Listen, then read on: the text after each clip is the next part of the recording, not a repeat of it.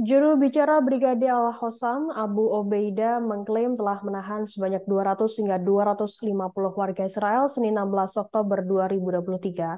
Obeida dalam video yang dirilis di saluran Al-Aqsa yang berafiliasi dengan Hamas menyatakan ada setidaknya 22 tahanan Israel yang tewas. Mereka tewas akibat serangan udara Israel selama berhari-hari ini. Dari laporan Anadolu Agency, Obeida mencatat sekitar 200 tahanan berada dalam tahanan kelompoknya, sementara 50 warga Israel lainnya berada dalam tahanan kelompok Palestina lainnya. Sementara itu, mengenai tawanan asing, Obeida tidak mengatakan jumlah yang spesifik. Hal itu untuk keamanan, namun ia memberikan jaminan bahwa semua tahanan asing akan dibebaskan setelah kondisi lapangan memungkinkan. Obeida menyebut mereka menganggap para tawanan asing sebagai tamu atas keramah tamahan mereka dan meminta maaf atas pengurungan mereka. Namun, klaim dari Abu Obeida belum dikomentari oleh pihak berwenang Israel. Sementara itu, 10 hari setelah konflik dengan kelompok Palestina Hamas, pemboman dan blokade Israel terhadap ke jalur Gaza terus berlanjut dengan lebih dari 1 juta orang menurut Badan Bantuan dan Pekerjaan PBB untuk pengungsi Palestina di Timur Dekat. Gaza sedang mengalami krisis kemanusiaan yang mengerikan tanpa listrik, sementara air, makanan, dan bahan bakar hingga pasukan medis juga hampir habis ketika warga sipil melarikan diri ke selatan menyusul peringatan Israel untuk mengevakuasi wilayah utara.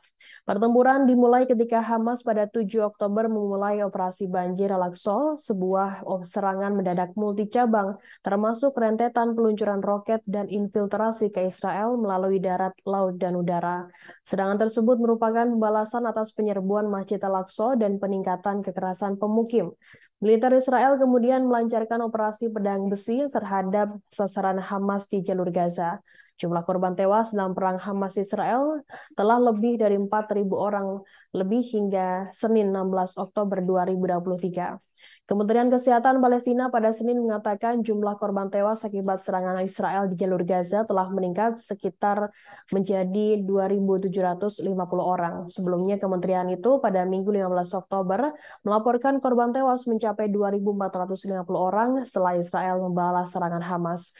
Sementara itu pada Senin, Kementerian Kesehatan Palestina menyebutkan 9.700 orang terluka ketika Israel melanjutkan kampanye udaranya yang menargetkan sasaran di wilayah jalur Gaza.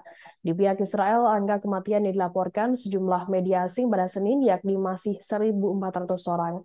Hal itu adalah angka yang diungkap oleh kantor Perdana Menteri Israel pada Minggu. Dengan ini, jumlah korban tewas dalam perang Hamas-Israel total menjadi 4.150 orang di kedua belah pihak.